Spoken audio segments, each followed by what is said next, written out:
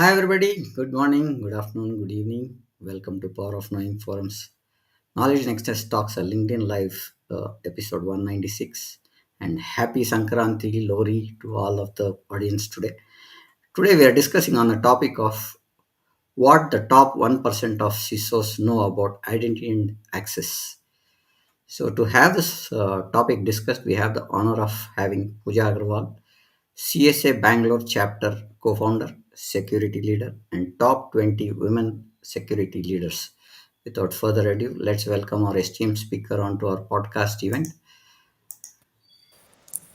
Hi, Pooja. Welcome Hey, to our Prem. podcast. Hey, thank you for having me here. It's a great privilege here. Thanks, Prem.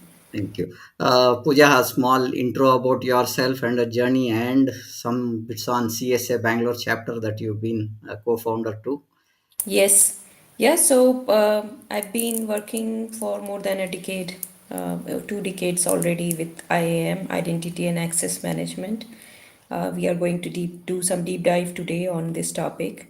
Yeah, and I'm in Bangalore, and I'm also working on as a volunteering as a co-founder for CSA Bangalore chapter. It's a cyber security community. We are trying to be global while its name says Bangalore chapter, but then we have conducted events across India, and then we are seeing how do we, embark the communities across the world globally and then share knowledge. So I think similar intent as you have, Prem, and then I think we have to bring team together to solve cybersecurity issues of the world. Yeah.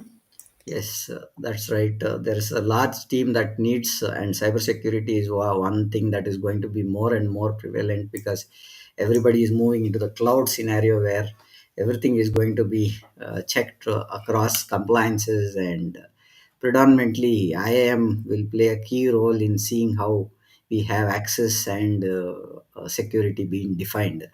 Uh, to start with, what is one top 1% of CISOs doing differently about identity access that everyone else isn't? So over my journey of IAM, I've seen IAM programs are usually the longest program of cybersecurity. If I have to onboard 1,000 applications in an IAM centric systems, it takes me at least 3 to 5 years. So CISOs are really scared to put that amount of money because this requires heavy investment. It requires highly motivated people who can work 5 years to have the similar goal. So I think that kind of is very demotivating at the start.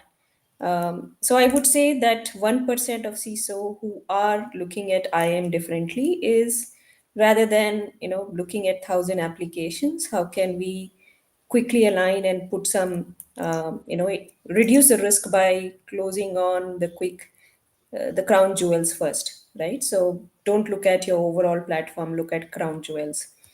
I would also ask the 1% CISOs to look at proactive strategies like can you do continuous authentication, right? Can you look at better ways to maybe make your authentication stronger? Can you look at how do you have adaptive security or adaptive policies than static policies for IAM? Also, IM is no longer IT projects. They should be aligned with business goals rather than having reactive fixes later. So yeah, if you want to up your game in IAM, it has to be proactive. It has to be adaptive. It has to be business oriented. Very well. I think we are trying to define IAM to be more looking at a business pointer rather than just saying as a security, which can lead to a lot of mismanagement if it is not managed properly as an identity and access. Yeah, how does human-centric approach to identity management enhance cybersecurity at its core part? Very thoughtful question, Prem, and I think the n number of people I speak in IAM, they are all worried about tools, right? I have X tools, I have Y tools, But then we forget about the problem we are solving is for humans, Yeah. right? Because we have to, safeguard users. We have to safeguard employees or contractors of a company, right? So how do we do that? We do that with a human-centric approach. If we don't have that, we don't understand user requirements. We don't understand user personas. We don't understand what they need, right, and how they act in our systems. So I think human centric approach is must needed. We should look at what type of users are there, what exactly they would be doing, and then define the roles accordingly, right? And if we take that approach, if we understands the users of our organization, I'm sure the roles will be lesser, the administrative overhead to manage those users will be lesser, and then we can have more friction, or when I say friction, it should be frictionless, systems or IAM policies for them, right? So we start from humans. Okay. So you mean to say human centric is more looking at uh, more to the employees rather than not saying it as an as a human centric as a word, right? So we have to look at the people around who are dealing with the systems and people who Yes. are looking at these kind of roles. How do we look at the work that they're doing, and how do we manage that empathy while they do their work? Yes, and also Right. customers, right? Because now Yeah. IAM has even gone beyond employees, it has reached to customers, right? So we need to make sure you have proper IAM controls for your customers, right? So how Yeah. would you deal with your customer? You have to be empathetic to your customer requirements, right? Are they safe? Are they using the right tools when they access your systems? Are Mhm. they are they protected well enough when they access your systems, right? So we have to think at different personas, different users, and then empathize, yeah, with them. Yeah. Got that. Now, when you said empathize, what we look at is where strong identity protocols prevent a major breach. Can you share an example? How do we look at the strong identity protocols to look at preventing a major breach? Ah, so I think all the breaches which I have heard is because of some password getting hacked, or some default password was not changed. Yeah. You don't have MFA, so IAM could be a major reason for any breach. Now I was reading some of the breaches, right? Telecom breach in US, Mm. major telecom breach in US. They were not enforcing MFA, and after they were kind of breached the data loss, or the whatever happened after the breach happened, I think the company came back with strong enforcing that they have strong MFA now, and they will do whatever it takes to protect their customers data. So I think just having MFA, if I go by certain numbers, it protects you 99%, right? And the 1% you need to have other levels of defense around it. But I am strong believer that MFA should be enforced everywhere, right? And then I can also give you examples of how many people who don't use MFA in their social media accounts, right? And then every day we are hearing that their social media accounts are getting hacked. Why don't they have MFA? Right? So I think one word answer: MFA will stop major breach. Not having it will not prevent any breach. Yeah. Okay. So now I think with the OTP and the MFA coming in, there is a lot of security that we have put from the IAM side. And now with some of the servers also, what we look at is just-in-time access, where we Hmm. look at when we want to give an access, we only give it for a period of time, or maybe a day, maybe 1 hour, based on the troubleshooting that they want to look at, and then they don't have access. And I think nowadays which is happening is more we see in terms of how the audits are taking place to look at compliance, and IAM is becoming a very crucial part of it, right? So Yep, yeah. it's a favorite topic of auditors. I am Yeah. so I have to face every auditors because IM is a control which Yeah. is proactive, preventive, and then reactive too. Yeah. So I was looking at quarterly audit that I used to look at when I was a CISO, where I Mm. used to bring people to show me who's left the organization. Has there been their passwords been deactivated, or their mails still been forwarded and they have access, or can I log in with a password that I can reset and do? Because as an admin, if I have the email ID password changed and the user has left, I can still play around with it. Yep. So when Agree. was the pointer that we had to look at? And that is one thing that I was to look at when I was playing the CISO role there in my earlier organization. To take that, what is the one biggest mistake companies make when implementing identity and access systems? Because this question is more to look at understanding people grow up their ladder, and at times they don't need the permission, but they still have these permissions. So how do we look at this, Pooja? Three things I would say, Prem. And first thing is, like you said, your fundamentals of IAM should be, you start with fundamentals. You cannot start with tool implementation. You have to Mm. start with fundamentals. So, is your joiner, mover, lever processes rightly documented? Is HR in alignment? Do you understand the laws around deactivation or taking out access, what it means? What does your HR say on that? So I think first is to make sure your joiner, mover, lever processes are documented, your mission critical applications are known, right? You have a good inventory, you have a log analyzer implemented, and then you start with your IM because these are fundamentals. Without that, IM will fail. Second thing is a lot of people think IAM will automate provisioning, right, and deprovisioning.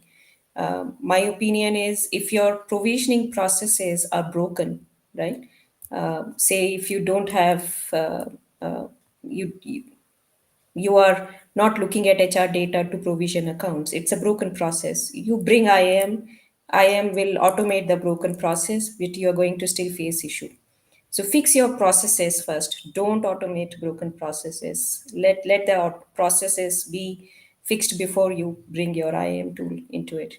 And then last thing I said, I give a glimpse of what I meant was a lot of when we try to onboard applications, right? In your say that one IAM tool will do provisioning, deprovisioning, and role management in an application. They look at tweaking the requirements so much that you end up customizing the tools so much that it's you cannot operate, you cannot maintain it, Yeah. right?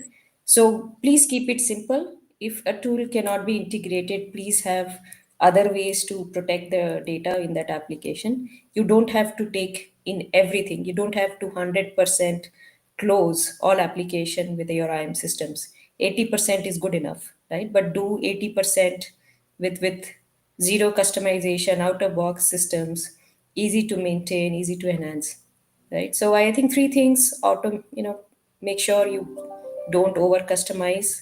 80% is good. Automating broken processes we should avoid, right? And then yeah, I think I just mentioned the first one, but it's not coming to me now. But yeah, these are my points. Okay. Now, you made a very important point, Pooja, is that, see, we had one customer. I'll give an example while we discussed. I was working for a large Mm, organization. I was working for mm, Wipro at that time. So we had a customer where we went and did a lot of automation. As you rightly said, mm, we tried to even look at mail reply automation, that kind of thing that we mm, went. Finally, it so happened that we did so much of automation, we forgot to keep a track somewhere. Or mm, mm. as people changed and things changed, we kept on automating, and finally, when we wanted to do it broke somewhere. We were not able to find out where it exactly broke. So, Yep. and it so happened that we had to do it manually till we find out what was the automation that you. Your point is very valid in terms of doing too much of automation. And when we face that issue, my boss once said this, is that technology is simple, man. Don't make it complex. Yes, and I totally abide by it because our these tools are already Hmm. complex, right? And if we don't use it in simple ways, we are going to complicate. And every IM function will have IM operations running side by side. And believe me, that operation team will be a nightmare to Hmm. run if you Yeah. overcomplicate, right? So keep things simple, fundamentals. Um Please reduce risk by doing critical and crown jewels applications integrated first. The ones which are not important, you can have different ways to monitor them. But then just don't complicate. Yeah, keep things Yeah, simple. got that point. Very valid point there. Now, if you look at, if you had to say, we spoke about zero trust, right? If you have to explain zero trust to the senior management or uh, higher up in the board in 90 seconds, what would you say? I will take probably less time than 90 seconds. I would say zero trust is assume breach. Okay. Assume that you are Mhm. breached and you have to verify every user, every device whenever they are inside your network or outside your network or requesting access. So assume breach scenario that you are Okay. breached. That's what zero Zero trust trust. means. Okay. Wonderful. Right? Okay. Yeah. Yeah, so you made it very simple. I think people who are looking at zero trust at a, service or a enabler, they should understand that you are in a bridge situation and how do you manage trust is what I think is zero trust. Yeah. Whenever you kind of go to an airport and there is a security high alert, they do maybe twice the level of Mhm. checks, security checks, everything are checked, bags are checked. I think that is the scenario of zero Okay, trust. thank you for that Right? Yeah. example. What is the most surprising trend in identity and access management that leaders today should know? Because there are a lot of talk on hype and other stuff on AI saying that AI will do AI automation in identity and access management. It will auto remove and all these things. Now, how do we educate or tell the leaders they should know this identity and access management is the most important skill? Yeah, I would probably park AI. I think we'll Yeah. talk about AI in a different Mm. topic. It's people talk about AI, but I think I still have to validate use cases for IAM and Yeah. AI. I know it can integrate well with SOC team. It can, probably have some integration with user behavior analysis with IAM. But for me, the biggest trend for IAM is Mm. passwordless. And if I wherever I go, I make sure I talk about passwordless because passwords were invented in when we started off having Yeah. computers. So passwords. So we have ditched the old computers, right? We have ditched the DOS operating system. We have ditched Windows NT, XP, and we are Windows 11, and so many good things are around. But passwords are still around, right? Isn't surprising we have not ditched Yeah. passwords. And passwords were initially used for timekeeping, and it was not even made for authentication. It was just booked for timekeeping, Mm. right?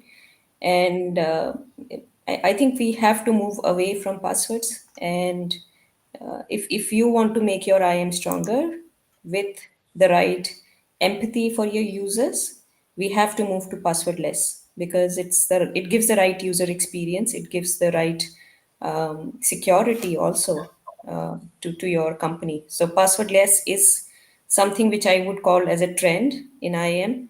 AI will talk about it, Yeah. Prem. No, I just gave AI because people everywhere talk about AI. AI. Agree. I definitely agree to the point that you said is AI to security management is a different pointer that we should discuss more in depth if you're talking on specific on AI. I'm with you on that, Pooja. Now coming to that point, see, identity management is more about the culture that organization is. Why should we do that? We should make it as a culture. I think IAM or security has to be in the culture. I call it security first Okay. culture. And then when I look for people for any team, right, security team or IM team, I look for them as Mm, influencers because they have to work with other people, right? I think uh, convincing a culture of change or influencing a change culture requires a lot of human effort, requires a lot of cultural challenges. So I really look for people who are influencer, able to influence people in the mm, team, and convince and prepare them for the change which is coming around, right? Because IM does bring change in the company, right? So you may be doing some things, very easily, but I will bring more controls around your experience. Also, I think the tools which people use, right? We have to really understand from a culture perspective how are they using it, what what's the age gap of those people using it, right? So if you don't bring culture, and if you don't care about the culture and just use tools, I think any program, just not mm, IM, mm. will fail. And that goes with cybersecurity programs also, right?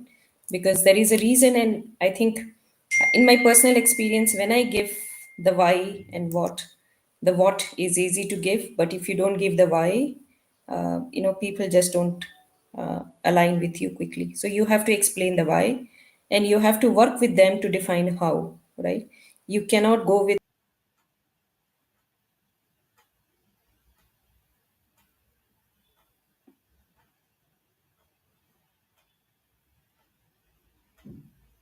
I think we are having a technical issue.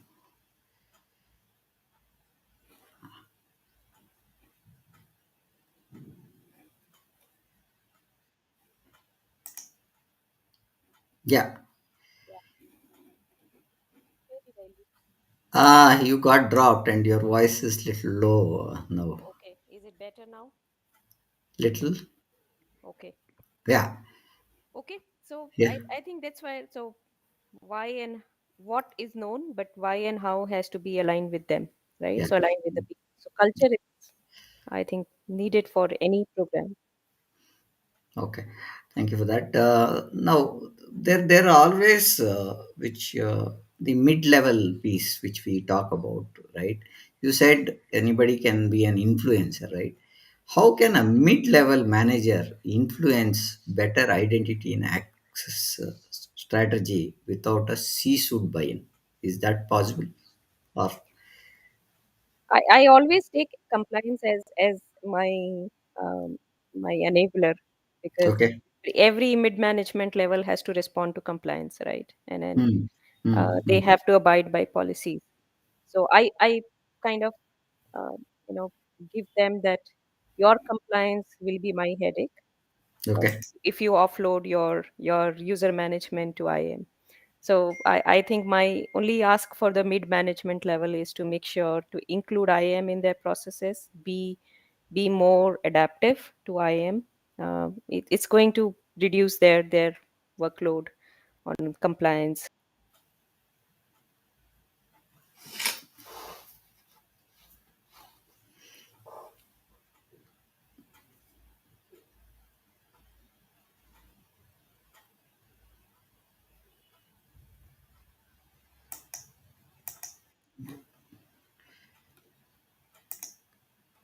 Yeah.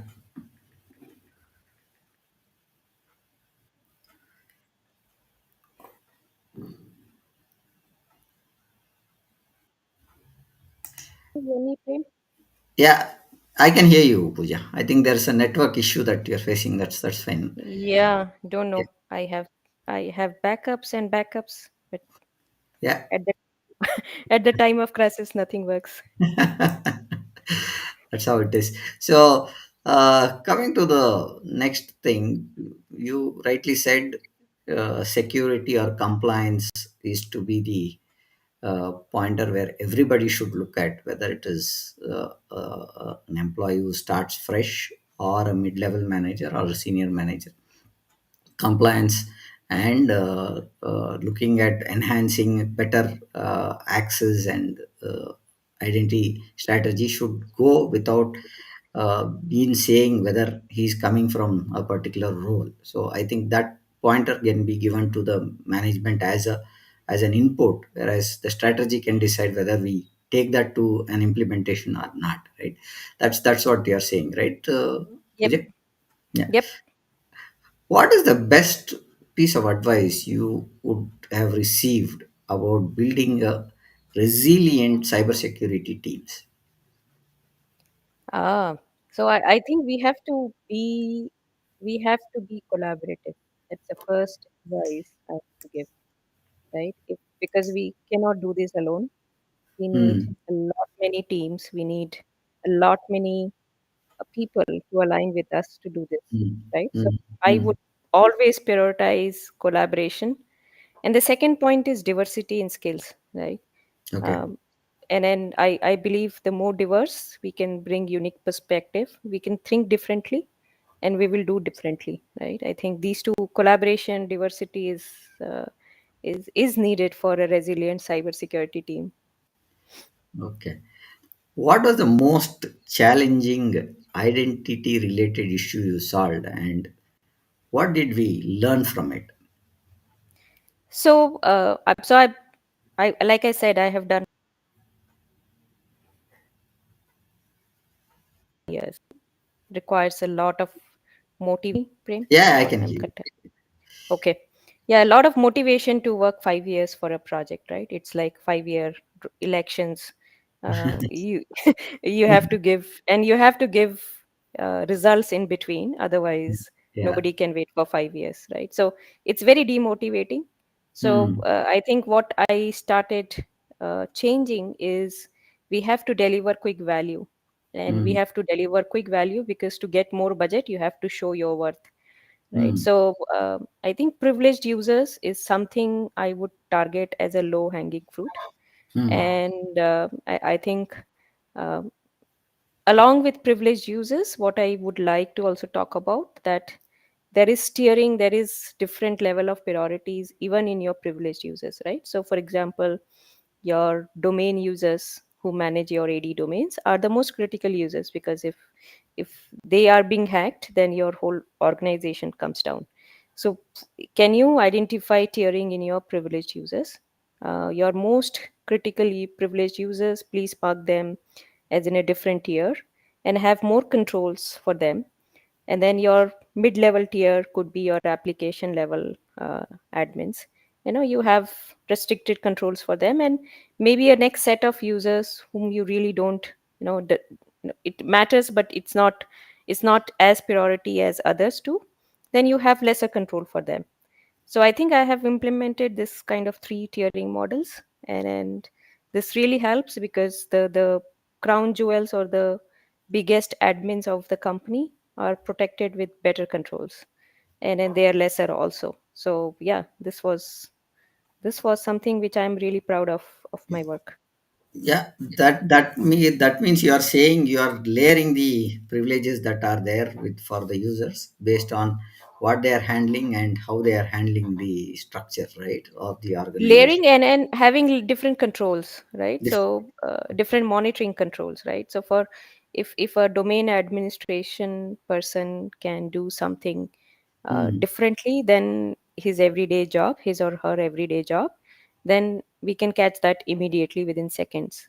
But if the same workstation admin may be doing something differently, do I have to catch that the very second? Not required. Maybe I can have 10 minutes control for that, right?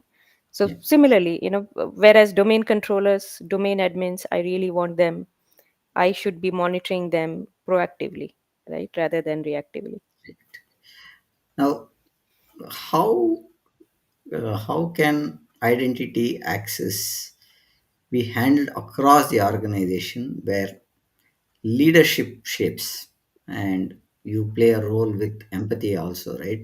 One way is you should look at a leadership role and you still look at empathy across the organization because you are running this for the organization. It is not going to be one division, right? It is going to be identity and access is going to be an organization wide implementation.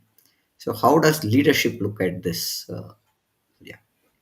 Yeah, so I would say we have to be open minded. While my goal is to have an IM system centralized in any company I work for, my Mm, goal is to make sure I onboard X number of applications. That's my goal. But mm, then if I approach an application and they really have a strong deadline they need to adhere to, right? How much open minded am I? How much empathy can I bring, right? Can I give them enough time for them to, you know, come to IIM, right? So those small things matters a lot. Another instance is, the lot of leadership, they worry about metrics, right? Your metrics should be 100%. So if I say privileged users using IAM is 99%, mm, the question I'm being asked is why is it not 100, right? What will it take to become 100? And then I always say it will never be 100, because there will be some users who have very valid case and they cannot onboard. So are we going to invest more money to close at 1%, or are we going to look at other IAM ventures and reduce risk elsewhere, right? mm. So I would say that, have empathy. Don't look at 100% completion for any metrics for IAM. I think 80-90% is a very good metric for IAM, and we should look at how much we have done the risk reduction, right? If you just do your crown jewels with IAM, you have reduced your 80% risk of your company, right? So we have to weigh in those kind of things, right? We cannot have a hard measures for 100% deadlines. You're right in saying, but the management or anything is 100% is considered as always a secure system, right? But what I've seen is we as CISOs and CTOs or the CIOs look at is more saying that, as your pointer said, is 80% to 90% is what we look at. And having 100% system is not possible also, because the way things are shaping up with the threat management or the ransomware or the other tools in the cybersecurity space, we cannot have a 100% safe or secure environment. What is your Yeah, take on?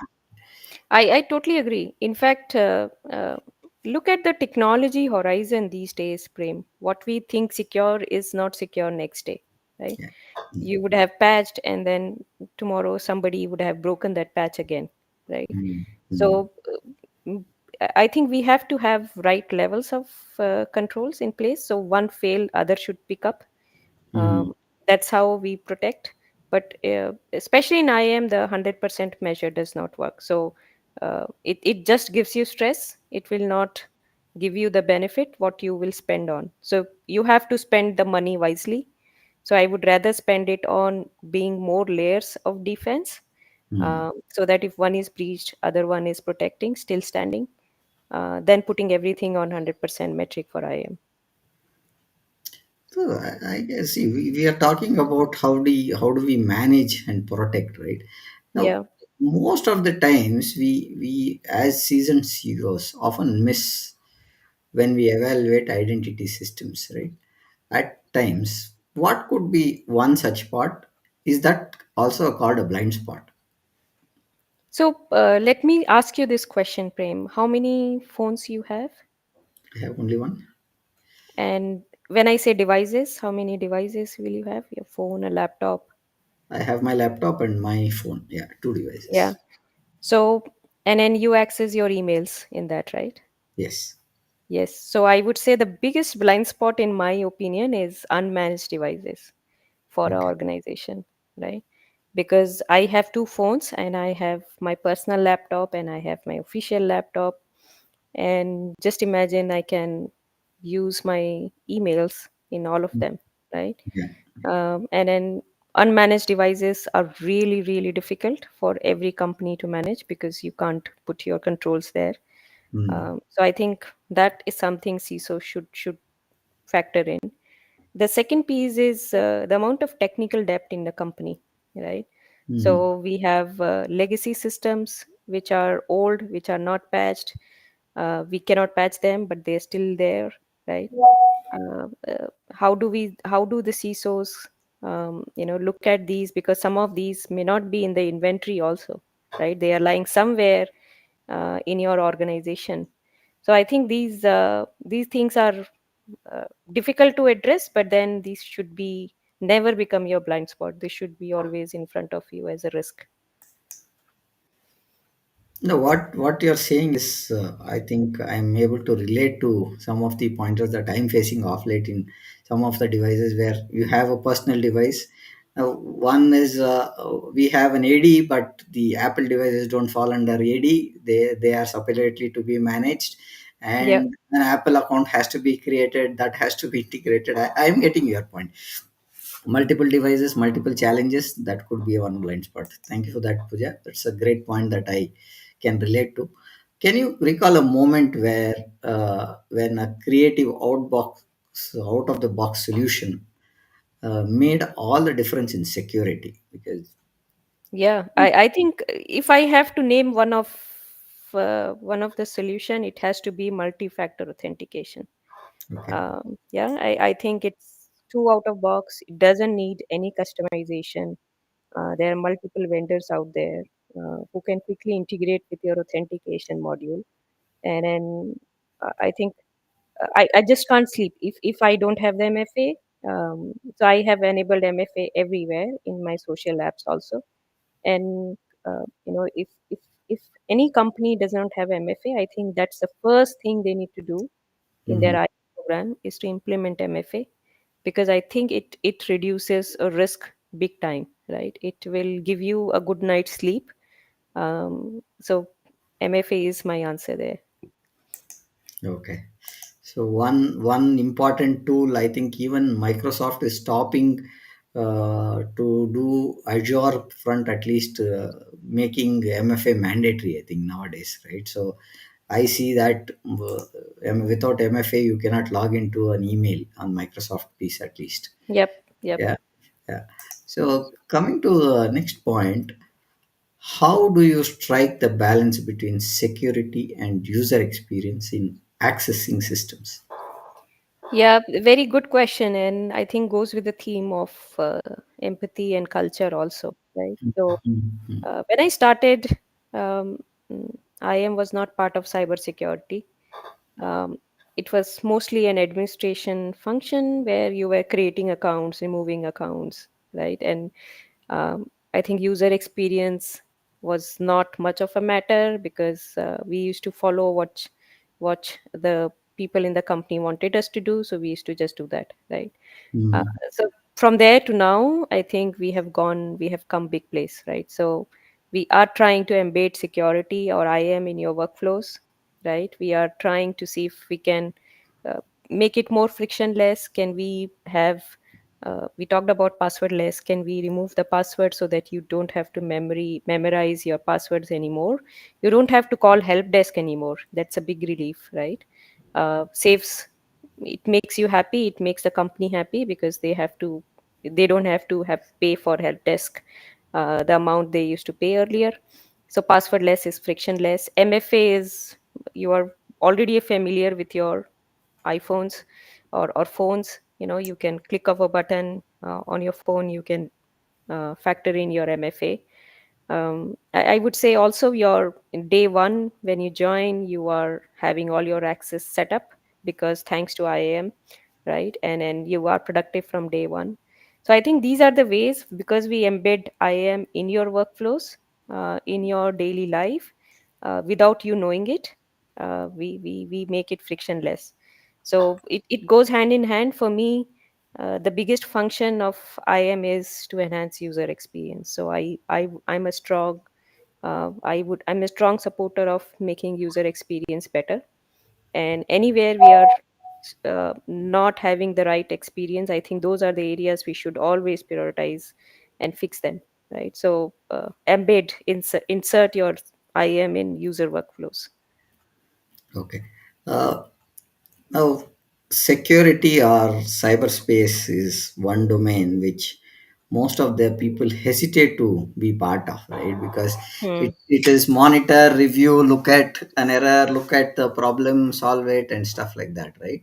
So what would be the one piece of advice you would like to give for freshers to uh, or encourage freshers to join the cybersecurity domain, and what it? Very nice question, and I think I bring my CSA Bangalore chapter hat here because as Okay. part of that, I meet a lot of young crowd. I go to colleges and meet a lot of young people, and Mm, I believe there is a, first thing when I talk about cybersecurity in general, they think cybersecurity is all about hacking, right? mm, So I would want to say them that it's not about hacking, right? IM is not about hacking. IM is where people can develop, can join, people who have the eye can run big programs can join, right? So IM cybersecurity is beyond hacking. It has a lot of other domains. We did talk about risk management, governance. These are strong areas of bringing your skill set here. Also, I think the second thing is people are looking at certifications big time, right, at youngsters level. So they say I have this XYZ certification, I think I should get a job. um, I would say that freshers who want to enter to cybersecurity, they should look at fundamentals, right? How good you know your operating systems, which you learned in your school or engineering. How good you know about your network, right? How good you can write programs, because if you write programs, you can find fault in them too, right? So I think just focus on fundamentals in your college and then in your learning time, and then just don't go for certifications as a rush. Certifications are needed to help you become stronger in the subject or in the area where you belong to, but then not to get a job, right? That's a thing. And believe me, cybersecurity has everything and anything which you'll get elsewhere. It has coding, it has testing, it has implementation programs, it has out of blocks configurations, it has cloud. So I think it's had everything, right? So it's not just about hacking anymore. so I would like, as Pooja is saying, I'm bringing her link down, right? And you can follow her on LinkedIn. Also, I'm putting a link down where you can follow the group that is CSA Bangalore chapter, which gives lot of information in terms of how security, cloud security is playing a role in the cybersecurity world, where we have a lot of CIOs, CISOs, and the security leaders being part of it. And we did have a big summit that happened in December last year, and it was a very huge success event that we I was part of, and I had the privilege of for talking to Pooja on that event, right? So, anything that you want to look at CSA in particular, the link is scrolling down where you can connect to Pooja and the CSA chapter. I'll leave that link scrolling for some more time. Going to the next step, Pooja, is that where is the recent industry shift that CEOs and senior leaders cannot afford to ignore? So I think nobody knows how to handle AI, right? And I bring the topic of AI here is because it's everywhere Yeah. and we are talking about it. But I have not seen a good business case of how security is managing AI, right? I know some of the tools which we use have AI inbuilt. That's a good way to use it. But then, how do we protect AI from AI? How do we protect, the IT team of your company wants to use AI? How do we protect that piece from security? Right. So I think it's time will tell how, and I think that's why the community is important, because you will Mhm. tell us how to handle AI. Now I think one of the biggest shift of AI is also with IAM, right? And I was talking about proactive measures, proactive controls for IAM, right? So how do we identify an insider threat ahead of time so that we can terminate or we can stop the access, right? Maybe AI can big time help us here because of doing some behavior analysis, based on the things you do on your laptop, can we identify you as an insider threat? Maybe I can tell us that, right? So those are some examples which we are trying to see if I can, get hold of AI in IM. Also, I'm looking at privileged users, right? How do I, bring in AI for those set of users, right? So I may not be able to read 40,000 employees of any company, but can I read maybe 1,000 admins and look Mhm. at their behavior through a metric based, driven through AI? Yes, I can, right? So maybe privileged users are the set of users I would love to use AI, and see, if there is any change of style of their work, and if I can predict insider threat. Okay, good pointers there. From a business owner standpoint, what are three quick wins for improving identity and security management access? Yeah, I would say MFA. If you are using passwords, you are not passwordless. MFA is must. Please enforce MFA. Second is look at least privilege principles. Look at your privileged users, control them first. Though are lower hanging fruits, and you will be able to show value quickly. The third is make sure you don't try to do everything. So just take a risk based attribute. The highest risk, please close them first and then move on, right? So 80%, if you close the crown jewels of your inventory first, I think you reduce your risk by 80%. Okay. Yeah. Yeah. So now coming to pointer where we were discussing about how freshers entering in the cybersecurity space, there needs some guidance or some mentoring that is required, even when you are at a level where you still need some guidance. What role does mentors and coach play in helping professionals upskill in cybersecurity in specific? Oh, Prem, I'm here because of n number of mentors and coaches, uh, Okay. career, right? So I am big pro for them. I always prefer having a go-to persons, multiple go-to persons, because I think what I am right now is all because of their advices. So what mentors do, I think extremely valuable insights. They give us real world perspectives. They give us strategies. First of all, they tell you if you are in confusion, what will happen.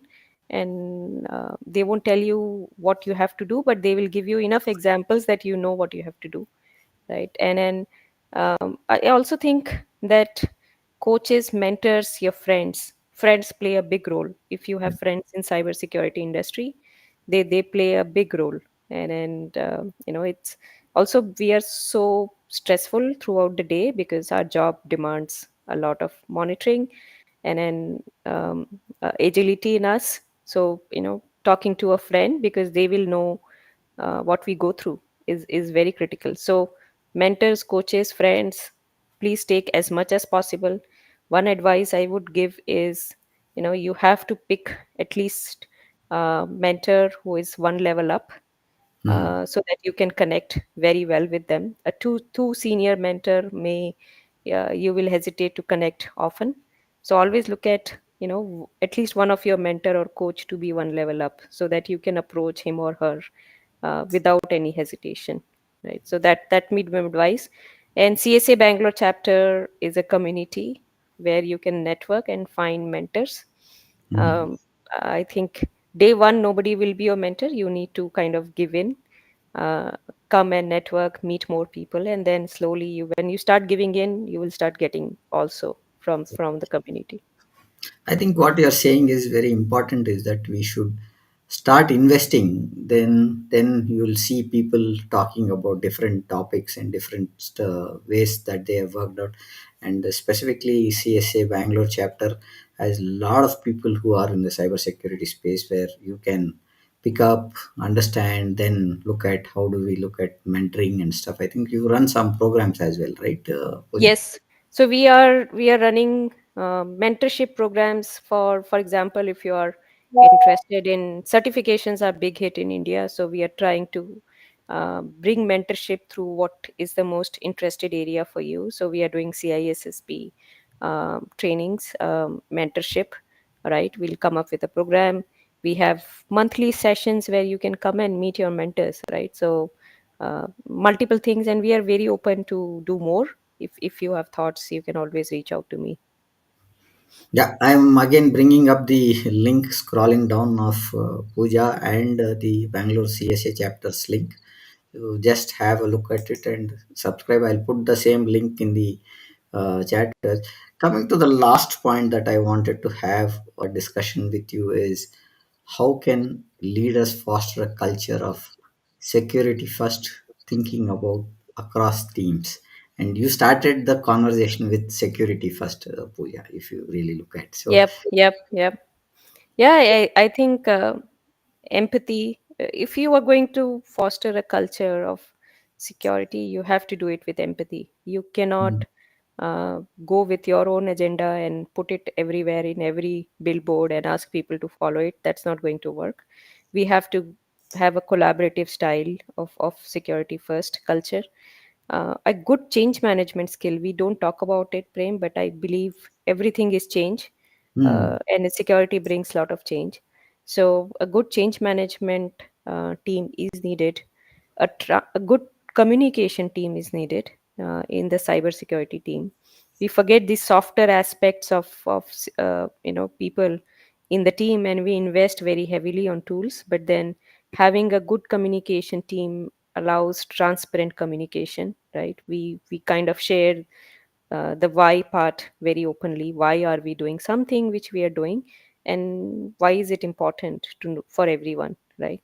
I think if you do those basic things, people do want to stay protected, and then nobody wants their application to be breached. Nobody wants something which they have put their hands on to be to be breached or to have security flaws, right? So I think just empathetic, open minded, good change management, and transparent communication.